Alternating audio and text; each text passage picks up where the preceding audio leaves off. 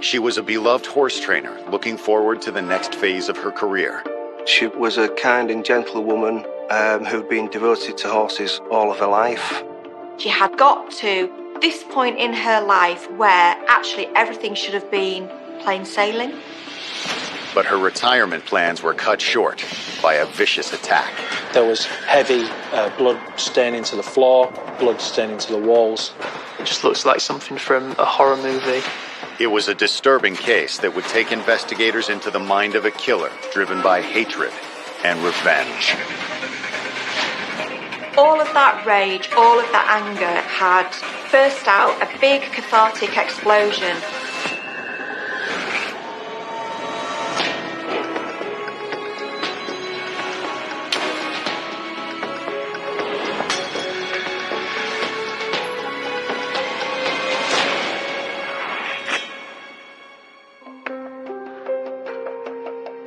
July 15th, 2016.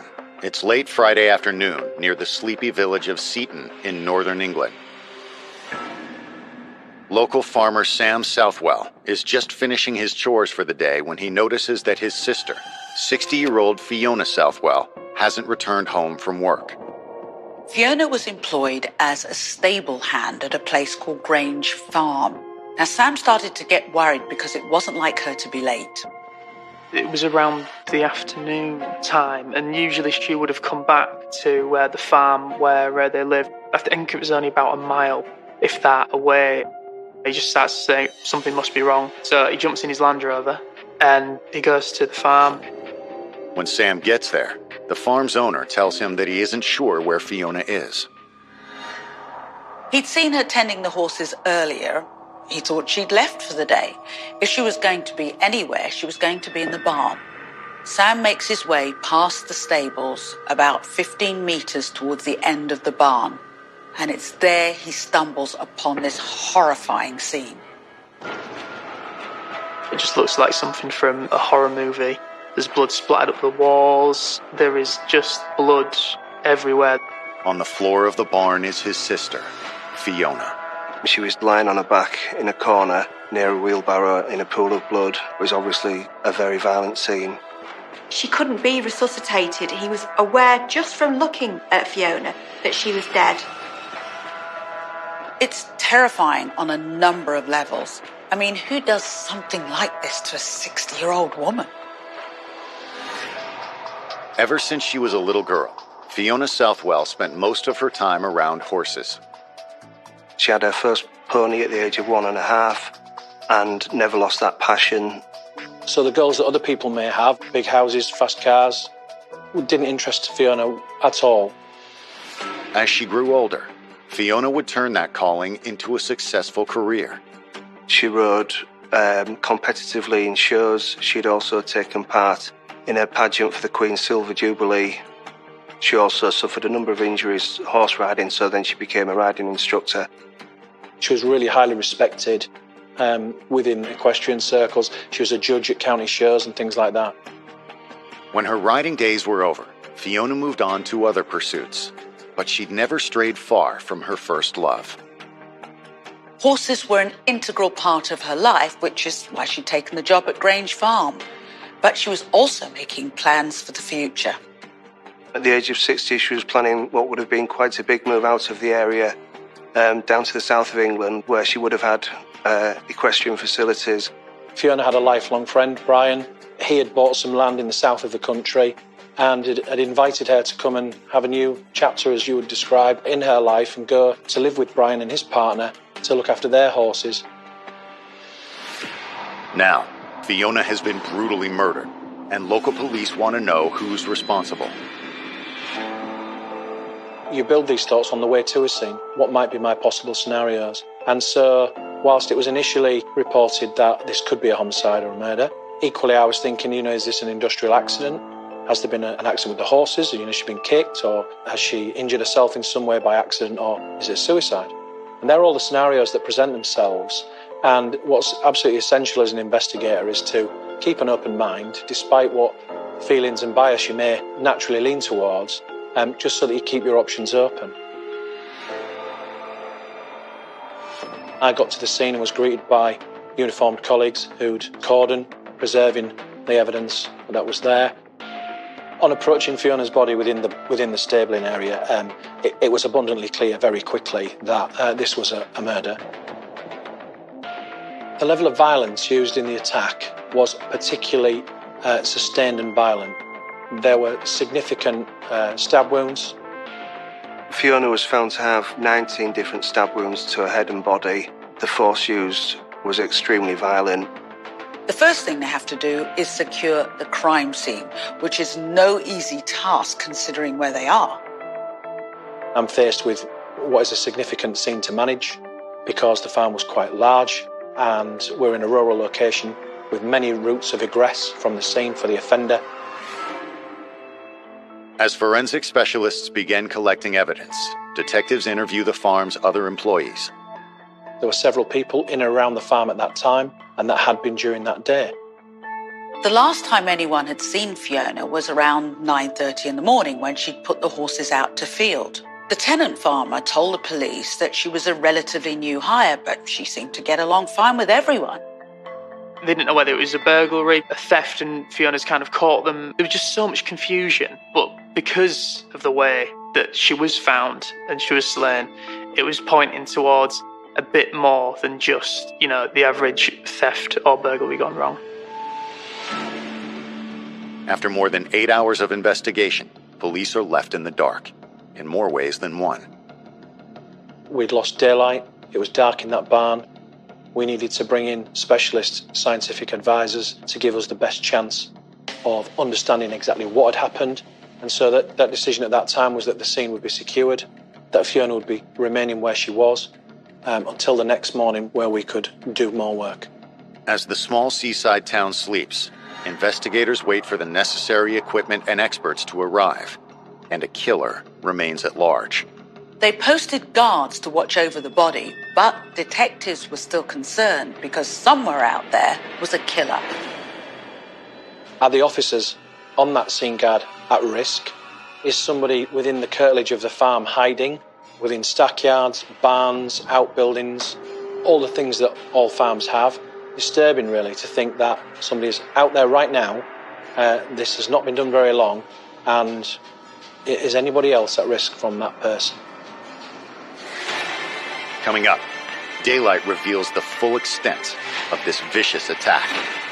It became increasingly concerning that an attack such as this, is it somebody with a grievance or is it a stranger?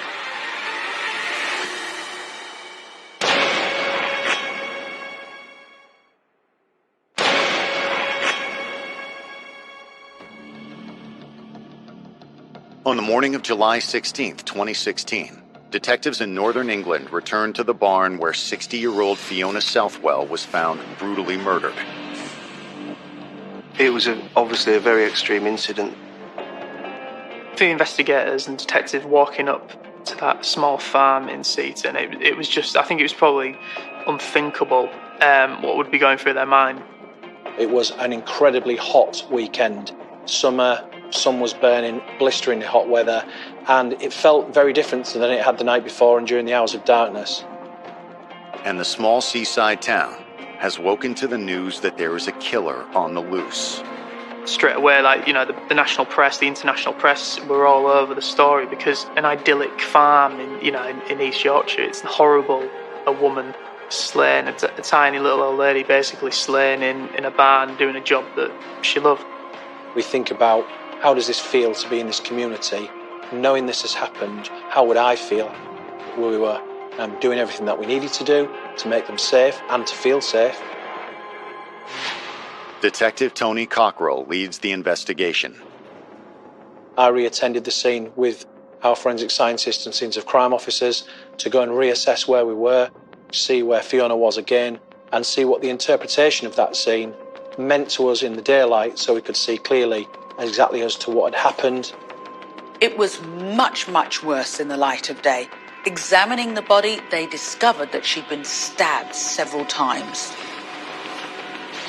And although Fiona was a small woman, it was clear that she had fought really hard for her life. She had those stab wounds throughout her body and arms, and the attack was really brutal. 19 in total, including injuries to her hands and forearms, indicating to me that she had tried to defend herself in some way during the attack, what we would call defence injuries. The ferocity of the attack is really telling. It's up close, it's personal, it takes a lot of time and strength and effort to do that. This is somebody who was engaged in a frenzy of overkill, who was really getting out all of that passionate anger. Fiona's body is transported to a mortuary where a pathologist will conduct an autopsy. In the meantime, police continue to gather evidence. Forensic experts are combing through the site itself, while detectives are canvassing the surrounding area looking for witnesses. Within urbanised areas, it's easier because there are lots of people to go and speak to. However, in this rural setting, in a community of farms that were outlying, it's very difficult. No one saw or heard anything, so they talked to the family to find out if anyone had it out for Fiona, maybe an angry ex-boyfriend or something like that. It came across very strange. An elderly woman in her 60s who tends to horses would be found in such a way. You didn't know whether Fiona got romantically involved with someone and then it's turned into, something a bit more than just a killing, a murder. According to Fiona's loved ones, she wasn't the kind of person who had enemies. She wasn't in a relationship. She didn't have people that she had fallen out with. There was absolutely no suggestion whatsoever that she had enemies to fall out with or anybody who would have such grievance against her. Her family described her as this wonderful, kind woman who wouldn't hurt a fly. Fiona's brother Sam took it particularly hard, especially as he was the one who found Fiona's body. It was just obviously distraught. It was a sense of just an unbelievable thing had happened to him. It was just an utter loss for words. He just couldn't believe it. He just had no clue, and it was just absolutely heartbreaking for him.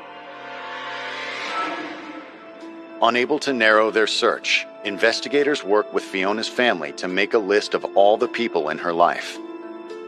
That list grew as the more people that we speak to would give us more information. And we would deploy teams of investigators to speak to these people and to glean what information that we could to build up very quickly a picture of her life.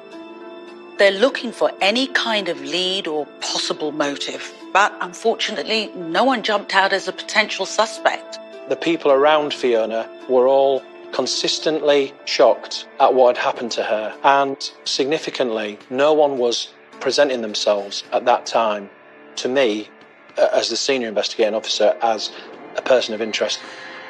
So investigators return to the scene of the crime. They go back to retrace the killer's steps, to work out how he might have gotten in and where he went afterwards. The police had tipped off the entire perimeter of the farm, even the lanes around it. It gave us an opportunity to look around the farm, create a map of the area so that we understood the routes of egress that an offender may have taken. It doesn't take long for them to come up with a possible lead. The most obvious route was up the side of a field, leaving from the barn, and led to an old disused railway track, which led all the way, if you walked down the length of that track, back into the town.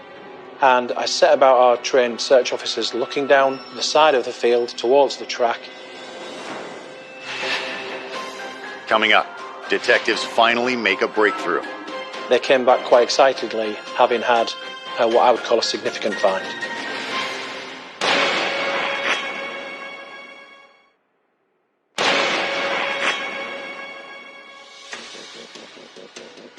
It has been 18 hours since Fiona Southwell was found stabbed to death in the stables where she worked, and police are no closer to finding her killer.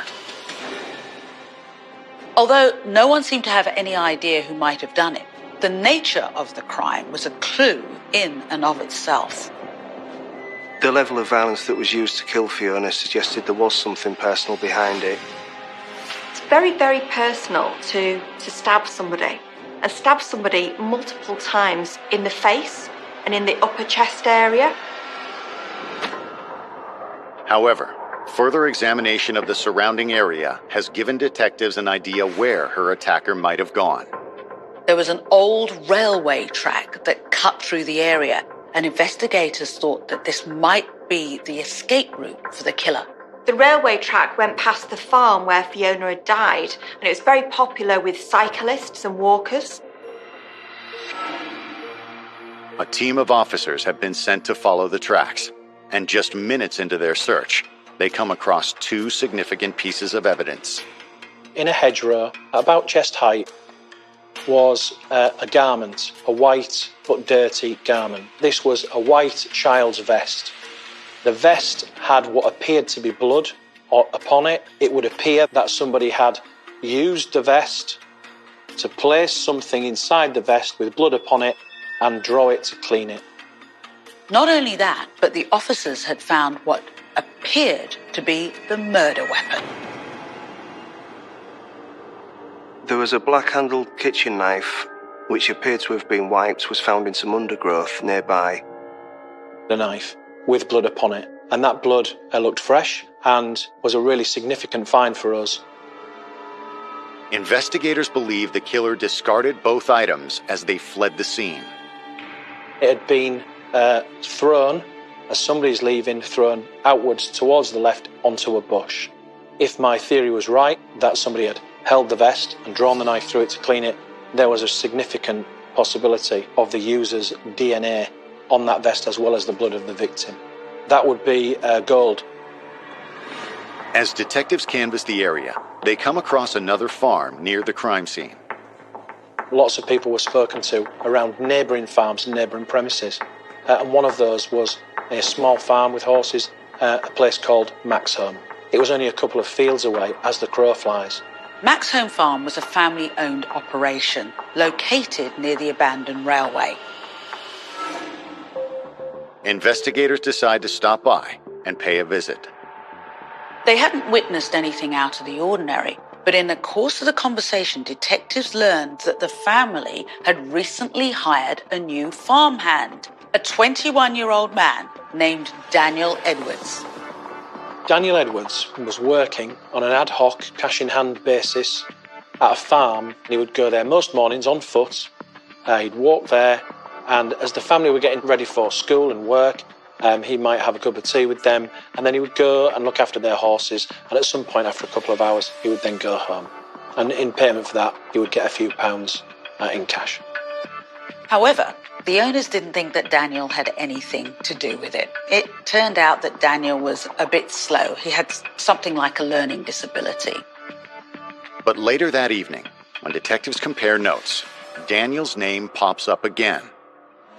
Listening to the officers during the evening briefing, Daniel Edwards was mentioned more than once. And as we looked at who he was, his relationship to Fiona and her life, he was suddenly very quickly in the spotlight as a person of interest to me. 2 months earlier, he'd worked at Grange Farm, which was his first job with horses, but he was sacked because of poor timekeeping. He had been dismissed from that post by the lady who owned the horses because he was unreliable, in essence, and his work wasn't as good as she needed. So he had then found employment at a nearby farm, Max Home, where he carried out the same role. After Daniel Edwards lost his job as a stable hand at Grange Farm, he was replaced by Fiona Southwell, who was much more experienced, much more reliable. The contrast couldn't have been greater. Unfortunately for Daniel, the move had also meant a significant cut in pay, and he appeared to blame Fiona. He was paid £80 a week at Grange Farm and only £10 or £20 a week at Max Home Farm. Word around the farm was Daniel hadn't taken it very well. As far as he was concerned, Fiona had stolen his job. He had harboured a grudge against Fiona for her replacing him. He had been sacked. He was unhappy about that. There had been a verbal confrontation with Fiona at some point. Daniel appears to not only have a motive to kill Fiona, but the opportunity as well. People at Max Home Farm had confirmed that Daniel Edwards was in fact in the area of Grange Farm and Max Home at the relevant time on the morning of Friday the 15th. And that relevant time was between 8:30 and 9:30 in the morning. when we believe the last sighting of Fiona alive was by the farmer of Grange Farm. Since Daniel had worked at both farms, it made sense that he knew the area like the back of his hand, including the abandoned railway tracks where they had recovered the murder weapon. He knew all the cut-throughs and he knew all the shortcuts, and suddenly he presented himself as a clear suspect for the murder of Fiona Southwell. Coming up, a routine search turns up alarming new evidence. We found clothing which, to the naked eye, had blood upon the hems of the jeans.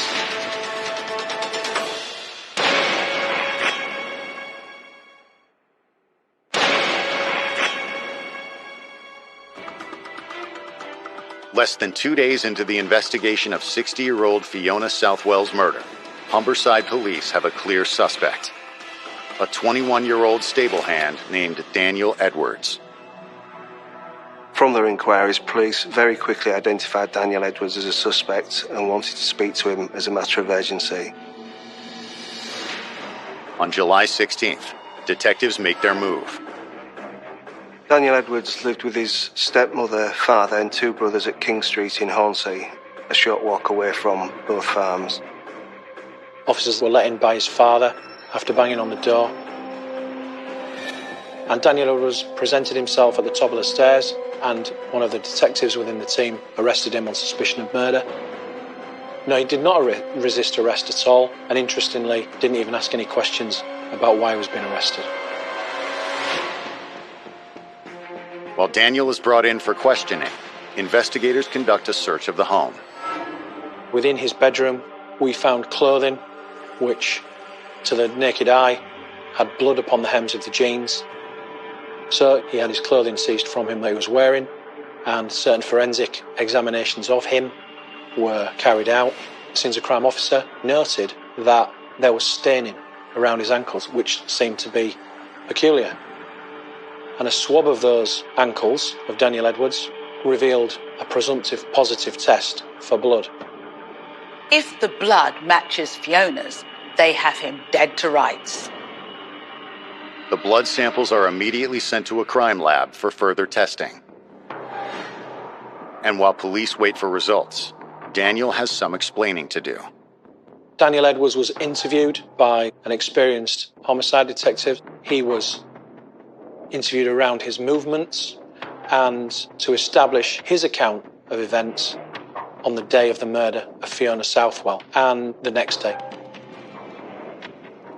Daniel appeared to be willing to cooperate at first. He took them on the route that he said he'd taken, but he claimed that went nowhere near the abandoned railway track. That's all he said, that he'd just gone and done his work and walked home again. He didn't come across as a criminal mastermind, to say the least. And when police started digging into his background, they found out why. We found that he had struggled a bit through school. He wasn't an academic type of individual. He wasn't particularly very good at studying. He had had a fairly low IQ. He had a mild learning disability, an IQ of 69, so just under what you need for a diagnosis of learning disability. And clearly that impacted on him.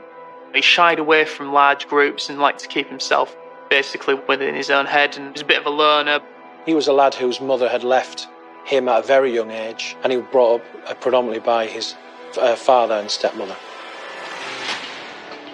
As a teenager, Daniel began to act out, which led to problems at home. Edwards was kicked out of home on occasions, and he bounced back and forth between home and other types of guest accommodation. Daniel stayed with us back in 2012, and he's quite a quiet lad. He didn't ever say a great deal. He used to cycle to work in Hornsey every day in all weathers. He was working at some sort of tyre reclamation yard. He used to come back filthy. Daniel's hosts tell police that he soon began taking advantage of their generosity. At the time, we had direct dial telephones in all the rooms. We suddenly got a bill for £200, and what we realised was Daniel was phoning these sex chat lines and that sort of thing. So he's taking more and more liberties the longer he was here. In fact, we started to lock almost every door in the building because he's getting up to all sorts of shenanigans. Daniel kept getting into trouble. He kept breaking house rules. He seemed oblivious as to what constituted acceptable behaviour.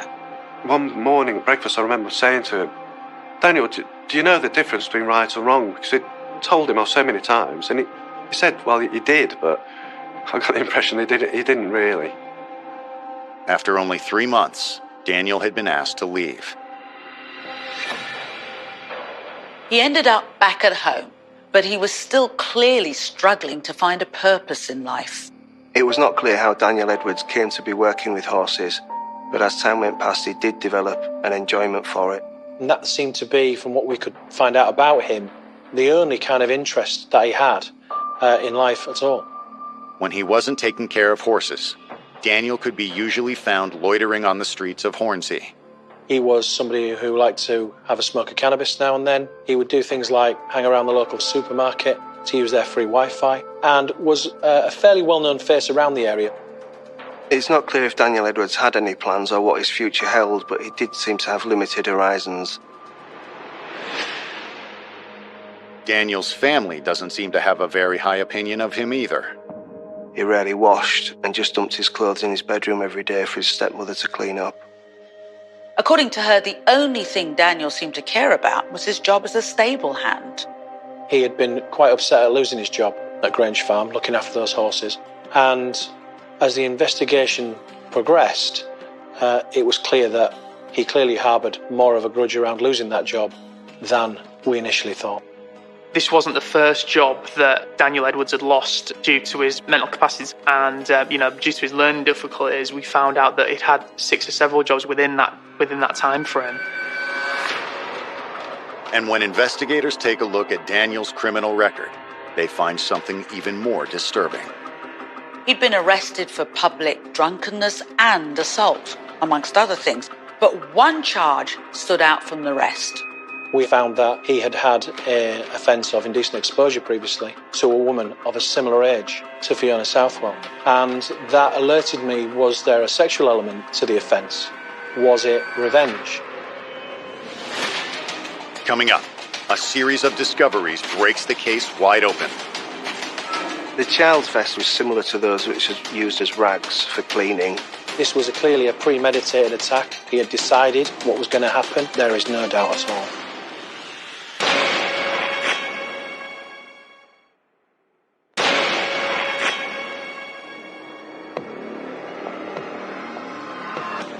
Humberside detectives have arrested 21-year-old Daniel Edwards for the brutal murder of Fiona Southwell. But now, the hard work begins. Within that first 24 to 48 hours of most murder investigations, it can be frenetic, and the pressure on all members of the team is to get it right, and we have to get it right every time. All signs are pointing towards Edwards as the killer, but can they prove it? The Humberside police put out an appeal. If anybody had used the old railway tracks and had seen anything suspicious, please to let them know. Soon after investigators make their public appeal, a woman comes forward with new information. She explained to us that on the morning of the murder, she had been on the disused railway track, walking her dog, as she usually did. She had seen someone at the relevant time. She recognised him but could not put a name to his face. If they can prove it was Daniel, that's a crucial piece of evidence because it completely contradicts everything he told the police. To verify her testimony, police turned to closed-circuit TV cameras installed in the area. Luckily, one of the homes nearby had a camera installed, which collected footage of Daniel Edwards walking by, before and after the time of the murder. Subsequently to that, we then started to find his social media inputs, his phone analysis for text messaging, his geo-tagging and cell site analysis, placing him in the relevant areas at the relevant time. Now police finally have the evidence they need, and there is more still to come. The knife found along the railway track hadn't been tied back to Daniel yet, But that changed when investigators conducted a search of Mac's home farm where he worked. We found missing from that house was a knife from the knife block, which was identified later on as identical to the murder weapon. And within the farm at Mac's home were two young children of the same age that the vest that was recovered related to. And crucially, the child's vest was similar to those which was used as rags for cleaning at Mac's home farm. Armed with this new evidence, investigators conduct a second interview with Daniel. We started to confront him with the evidence that we had found, including the CCTV, his actual movements, as opposed to the movements that he said. For someone with such a low IQ, it seemed he'd handled himself pretty well. He'd avoided incriminating himself in his initial statement, but obviously that didn't stand up. What he gave us was a whole lot of truth with a little bit of lie. And that is traditionally what people do. They give some proof areas where we can go and confirm what they're saying is true. So his route to Mac's home was true, his movements and timing was true, but the bit he wasn't truthful about was that on his way home, he went to Grange Farm. He stabbed Fiona Southwell to death, and then he left via the disused railway track all the way back into Hornsey. And he obviously failed to mention that part to us. However, if police are hoping for a confession, they're sorely disappointed. Daniel refuses to talk, so police start leaning on him a little harder, taking him through all the evidence they have against him. The clothing that he was wearing, that we had subsequently recovered from his bedroom, evidential items such as the vest, the blood on the vest, the murder weapon. That doesn't take them anywhere. Unfortunately, Daniel still refuses to talk. Still, investigators believe the case against him is strong enough to take to trial. The police would be very hopeful of getting strong forensic results from both the knife and the vest, and would be anxiously waiting to find out what those were. We approached the Crown Prosecution Service for a charging decision, which came back that we would be charging Daniel Edwards with the murder of Fiona Southwell, and he would appear before local magistrates the next morning. On Tuesday, July 19th, just 4 days after the death of Fiona Southwell, Daniel is formally charged with her murder. There was only me and a couple of other journalists that had actually gone down to Beverley Magistrates Court for the first hearing, and the only people in attendance was Daniel Edwards' father and his stepmom. Even in court, Daniel remained silent. The only time he said anything was to confirm his name to the judge. He was just looking forward with a dead man stare. There was nothing there behind them eyes while he was looking. His eyes were just not there. Daniel doesn't even enter a plea as the judge sends his case to Hull Crown Court. Daniel finally showed some emotion when the judge told him he wouldn't be granted bail. He didn't seem to care about the murder. The thought of going to prison, that's what brought a tear to his eye. Coming up, a glimpse into the mind of a disturbed killer. All of that rage, all of that anger had burst out, a big cathartic explosion.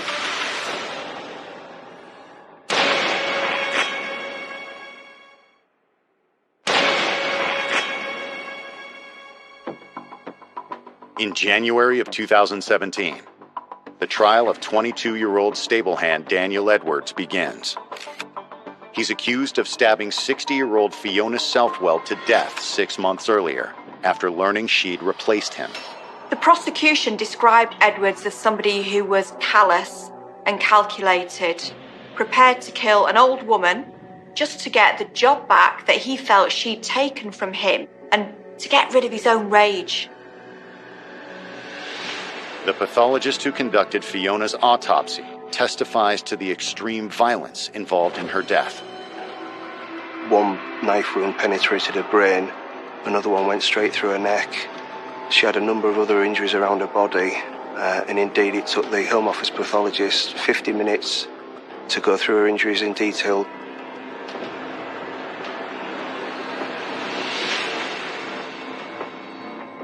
He was engaged in a frenzy of overkill.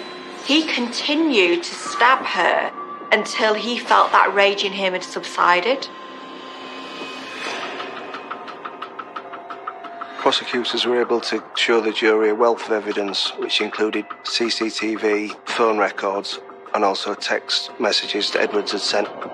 Those messages are used to show Daniel's disturbed state of mind. He texted a close childhood friend saying that he was on the point of having a nervous breakdown. And Daniel's social media posts had been a warning as well. Once we started to dig a little deeper into his social media, there seemed to be a change of mood and a change of mindset within Daniel Edwards, as he had posted peculiar messages and peculiar posts which clearly showed a deterioration of his well-being, and he was having very dark thoughts. Just 2 weeks before Fiona's murder, there was a series of posts, but one in particular from Daniel was the one where he said he was ready to let his demons come out and play. We were able to show that he was very bitter around losing his job at Grange Farm, and that he held a grudge significantly against Fiona Southwell, who subsequently was employed. In addition to his ominous online activity, prosecutors offer cell phone records, which place Daniel at the scene of the crime. We were able to geographically pinpoint him to certain areas, and through cell site analysis of mobile phone networks, we were able to plot his route to and from and compound the evidence against him. His phone had activated a mast that could only be accessed from Grange Farm and not at neighbouring Maxholm Farm, where he claimed he'd been that day. Daniel's own stepmother even testifies against him. She tells the jury about a conversation she had with Daniel just after the murder. He didn't seem upset at all. He just asked if that meant he could get his job back. It seems very removed, doesn't it, from emotion? And it belies really his level of social intelligence, and it belies his real connection, actually, to Fiona. But the most damning evidence of all comes from the results of DNA tests on the blood police collected from him. They'd taken samples from his clothes, his feet, and from the murder weapon, and they were all matches for Fiona Southwell. Edwards wasn't found red-handed, but he was found red-ankled. He literally had blood of the victim on his ankle, which is pretty telling. A week into the trial, Daniel takes the stand in his own defense. Whatever the prosecutor asked him, the answer was no. Were you angry because you'd been fired? No. Did you resent Fiona for taking your job? No. Daniel Edwards had no defence. He could not explain any of the evidence against him. The forensic findings, the blood on his clothing, his movements and the lies that he'd told, it was absolutely clear that he was responsible for the murder. On February 1st, the jury is sequestered. It doesn't take them long to decide Daniel's fate. All the evidence was heard. The jury ended up deliberating for just 3 hours before they came back with the verdict. The jury found Daniel Edwards guilty of Fiona Southwell's murder. He was jailed for life and must serve a minimum of 24 years. The sentencing judge said that it would have been more, but he did take his learning difficulties into account. A young man's resentment over losing his job had driven him to commit an unspeakable crime and robbed a community of one of its most beloved members. This was a dreadful attack on a defenceless lady by a 6-foot-tall, 21-year-old man who had armed himself with a kitchen knife. A cowardly attack by any measure, and Fiona Southwell never stood a chance. She was only doing her job, the job that she loved. You just think, what horrible person would want to do this to such a nice lady? And that's what kind of sticks with you. She'd never get to enjoy her golden years as she'd planned to do because somebody had made sure that she wouldn't. This was a very sad and tragic case. Fiona Southwell was an innocent woman, did not deserve to be killed in such an horrific way.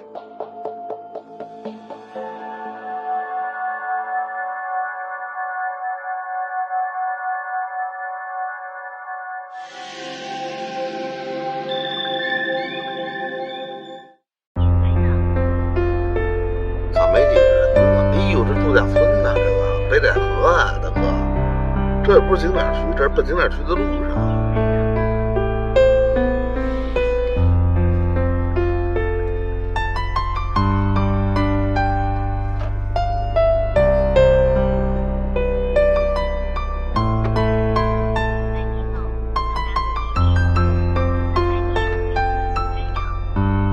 海鲜留守是什么意思呀？吃的。你这让我问多少钱吗？来海边上肯定得吃点海鲜啊，怎么多少还得吃点。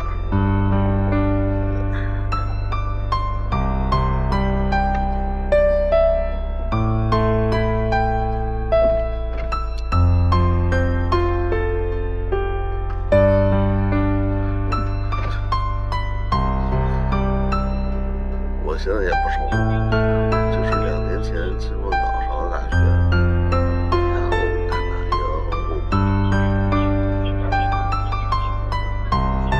快到终点了，快到。哎，小哥，咱们去的这个地儿是就是坐那跨岛的那个？对，索道那个。哦，那儿看上了，真好。得嘞，得嘞，麻烦您啊。这么快！我操！好，他说的是，他说的共享单车是这个呀，这我也不会骑这个。哟，这电动的我也不会呀，这个还有头盔呢，我操！谁敢用这头盔呀？多脏啊这个！我操，全是土！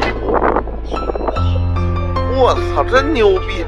找个码头买现加工这流程，我就看呗，没有就算了啊。我知道你说那个，你说那个就吃海鲜的地儿，海边吃海鲜的地儿，然后你挑好了海鲜，让他给你加工，整个一个大概多少钱，价位是不是这意思？我知道，我也看见了，但是今儿可能没有，也没准一会儿就明后天或者今儿晚上你看看，咱到时候晚上看。多彩有风，牛逼！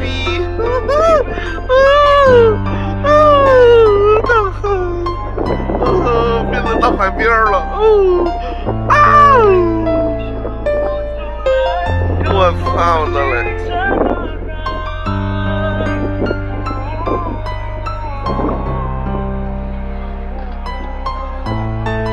我操，仙蛇岛看不清楚哪儿，这有雾啊！哟，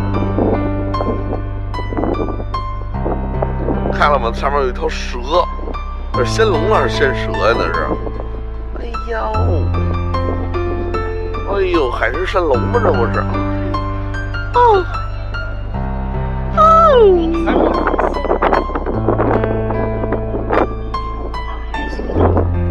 第一条不好意思了。